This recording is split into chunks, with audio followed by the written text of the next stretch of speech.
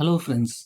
அடுத்த கான்செப்ட் நம்ம என்ன பார்க்க போறோம்னா, ஒரு டெக்ஸ்ட்ட வந்துட்டு ஒரு இமேஜ்லேருந்து எப்படி ரிமூவ் பண்றதுன்னு பார்ப்போம். இது வந்துட்டு நமக்கு நெறைய வாட்டி நமக்கு இந்த இஷ்யூ வரும். என்னன்னா வந்துட்டு, ஆ நெறைய இடத்துல வந்து வாட்டர் மார்க்ஸ்ன்னு இருக்கும். அந்த வாட்டர் மார்க்ஸ எப்படி ரிமூவ் பண்றது அப்படின்னு பார்ப்போம்.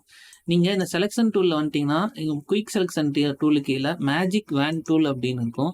இந்த மேஜிக் வேன் டூல் என்ன பண்ணும்னா வந்துட்டு, சிமிலரான வந்துட்டு அந்த கலர் வந்துட்டு சூஸ் பண்ணும். இது நம்ம இன்னொரு டீட்டெயில் நம்ம இன்னொரு நல்லா பார்ப்போம்.